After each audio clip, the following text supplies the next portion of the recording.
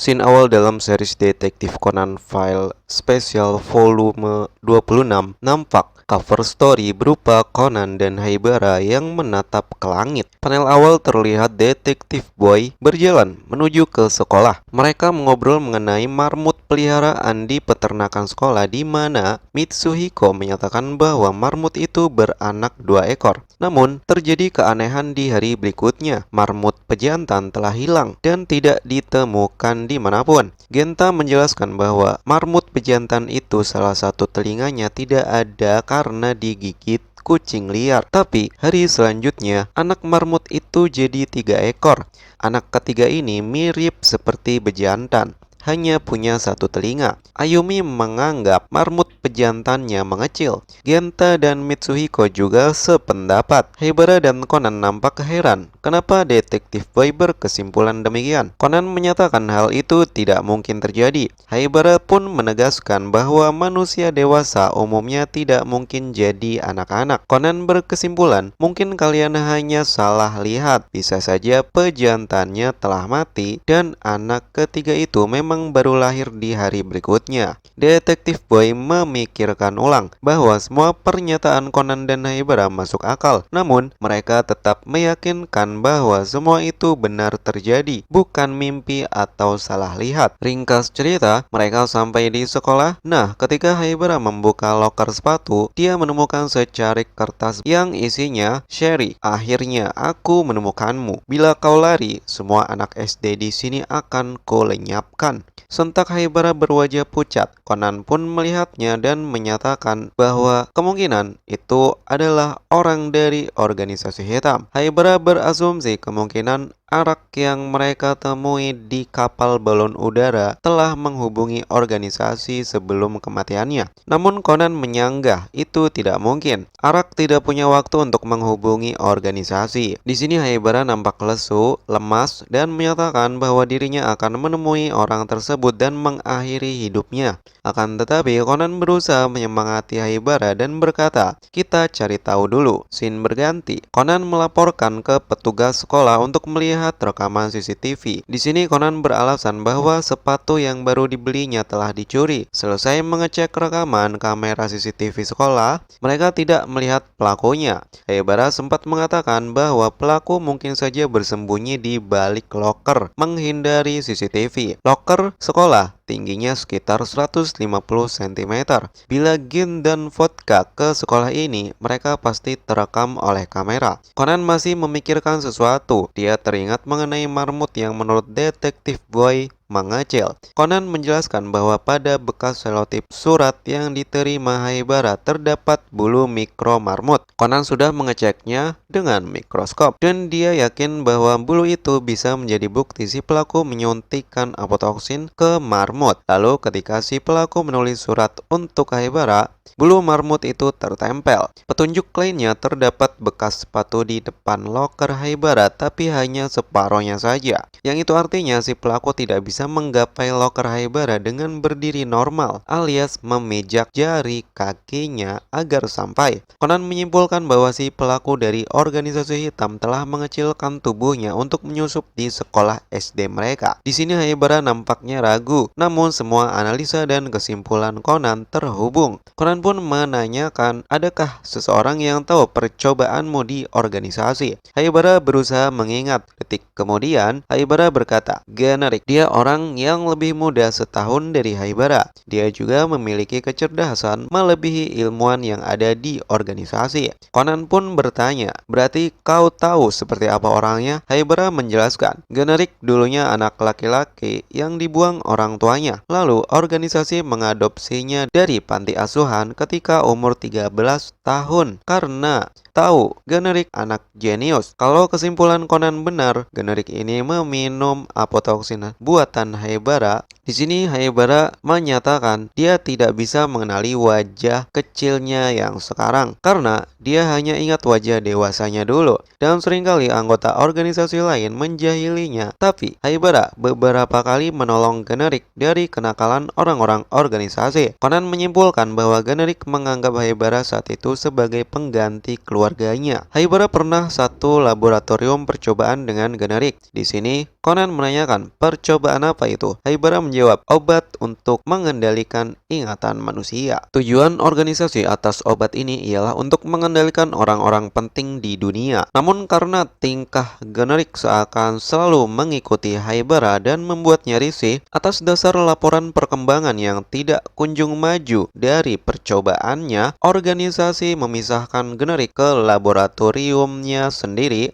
agar fokus membuat obat yang diminta organisasi. Sejak itulah Haibara tidak tahu kabar Generik lagi. Haibara dengan yakin menegaskan bahwa Generik bisa membuat obat pengendali itu sendirian. Dan kemungkinan Generik bisa membuat apotoksin buatan Haibara itu sangatlah mudah baginya. Conan berwajah serius sambil berkata, orang yang mengerikan. Conan pun menyadari satu alasan penting kenapa Generik bisa menyusup di sekolah tersebut, yaitu pada homepage web sekolah ada halaman perkenalan yang memuat foto seluruh siswanya. Conan berasumsi bahwa Generik mungkin menyelidiki semua sekolah dan dengan cara menyamakan foto masa kecil Haibara di organisasi dengan foto di semua web sekolah itu sangat mudah dilacak. Detik kemudian, Conan menyatakan, untuk saat ini kita harus waspada, dan selama seminggu Conan berusaha mencari Generik sendirian, akan tetapi tidak ada petunjuk lainnya. Sampai akhirnya Haibara mengalami demam akibat tertekan selama 1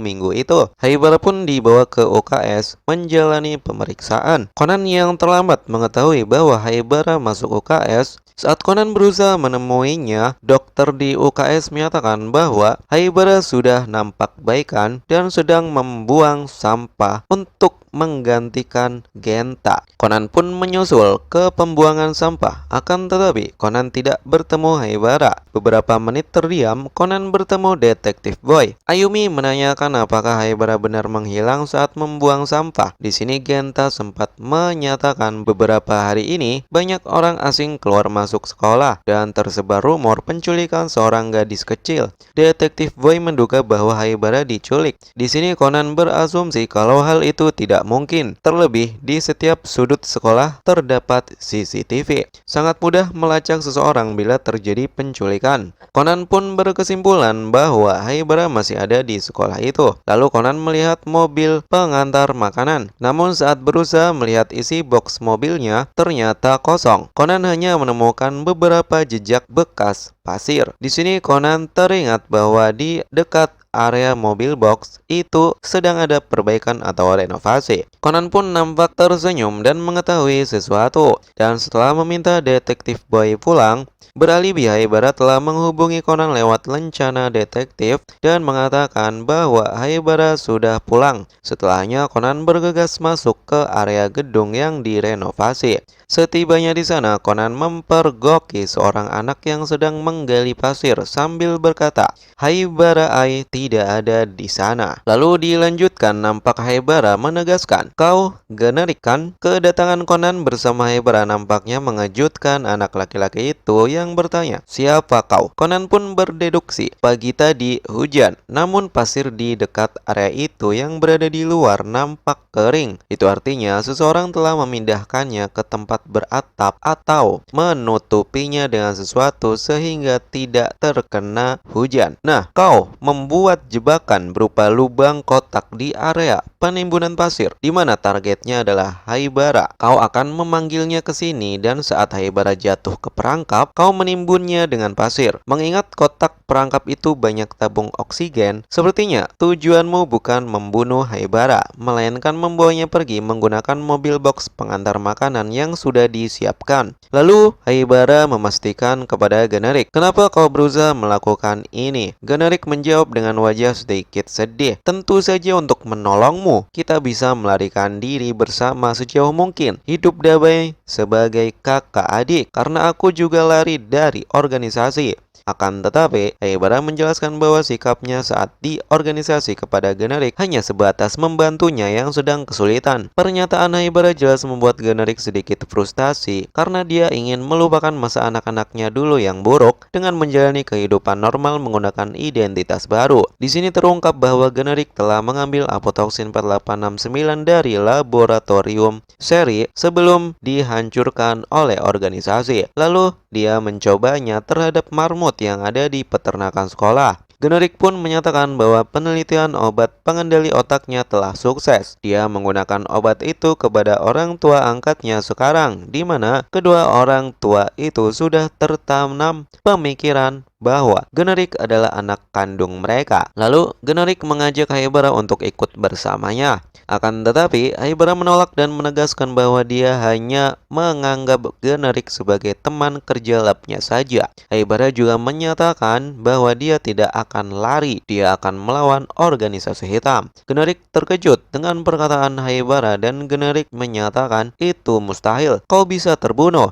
Generik nampak berwajah ambisius. Dia mengeluarkan botol obat sambil berkata, percuma saja melawan, aku akan menanamkan ingatan menjadikanmu kakak dan hidup damai selamanya bersamaku. Haibara dan Conan tidak bisa melakukan apapun. Bergerak sedikit saja akan berbahaya bila Generik langsung mengantisipasinya. Terlebih obat itu bisa membuat korbannya hilang ingatan permanen. Dalam keadaan genting tersebut, Genta dan Mitsuhiko menembak tangan Generik menggunakan ketapel sehingga botol obatnya terjatuh. Ternyata bentuk obatnya berupa powder atau bubuk. Generik nampak menghirupnya dan mulai terjatuh pingsan. Conan pun menyuruh Haibara untuk tidak menghirup powder tersebut. Ternyata Genta bersama Mitsuhiko sempat melihat Conan pergi diam-diam sehingga mengikutinya. Lalu Genta mengatakan bahwa anak lelaki yang pingsan itu bernama Honda. Dia baru pindah 2 minggu lalu.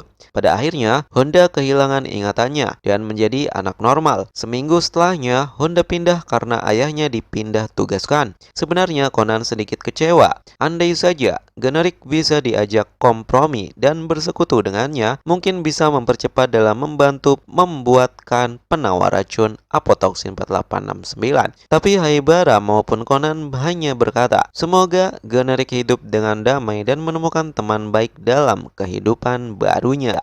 Simpulan akhir pada review segmen kali ini, Generik menjalani kehidupan normalnya sebagai Honda dan kehilangan ingatan lamanya secara permanen akibat obat buatannya sendiri. Pada akhirnya, Conan dan Haibara tidak memperoleh data apapun terkait organisasi hitam dan identitas mereka masih bisa dibilang aman karena Generik tidak memberitakannya ke organisasi. Nah, bagaimana menurut teman-teman? Silahkan tulisin yang mungkin terlewat dalam pembahasan kami di kolom komentar. Terima kasih sudah menonton sampai habis. Semoga bermanfaat. Jangan lupa like bila kalian suka video ini dan dislike aja bila kalian tidak suka. Share juga ke teman-teman yang lain. And see you on our next recap channel.